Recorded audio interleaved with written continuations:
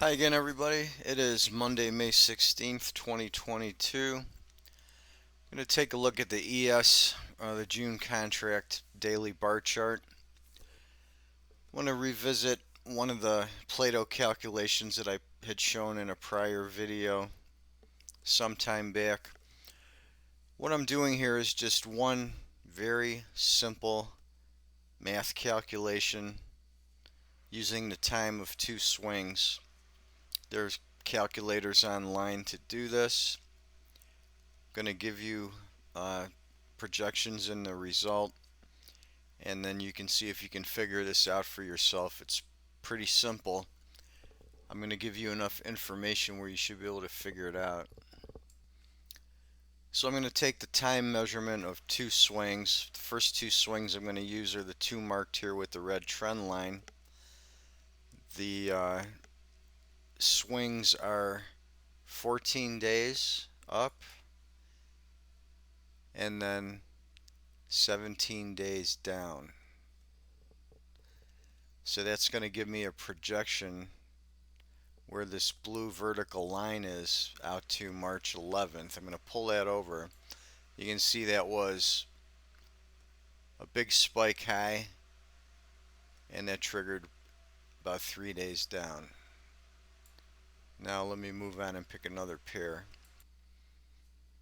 Now I'm going to take the next two swings. We have this swing up off of that low, 7 days in time, and then the succeeding swing behind it, the downward move, is 12 days. So I'm going to take those two times and I'm going to project to where the blue vertical line is, and you can see that was just a 1 day spike down to a low, and then the uptrend resumed. Now for the next one,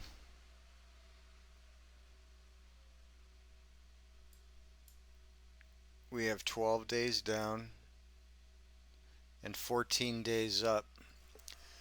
Now on this one I'm going to flip the formula, and that's going to give me a 20-day projection, which takes me to where the blue vertical line is, which when I pull it aside you can see it was this low point here, was that low on the 18th of April, and then we got a 4 day, 3-4 day push up behind that. So knowing there are two ways to demonstrate this formula, I'm going to give you both of those projections on this next set of swings. We've got the 20-day swing down from March 29th to April 18th, and then we have only 3 days up to the 21st, to that little high right there. Both of those swings are marked with the red trend lines. So I'm going to use those two time measurements. The first one's going to give me a 13-day push where the blue vertical line is, and you can see that that is 1 day off that low or 1 day off that high. So we caught the middle of that 3 day range there. So what I'm going to do now is flip that result was 8 days that put me in there, not 13. The 13 is my secondary calculation. The true result was 133.3. That's going to give me a date 4.5 months into the future. I'm going to float the decimal and project ahead 13 days, and 13 days from this high takes me to May 4th, where I've just moved the blue vertical line, and that gives me that last nice pivot high before this recent downturn, which was a nice 6 day swing down. Let me do one more. I'm going to try to find the end of this little reactive swing. So we've got this couple days up right here.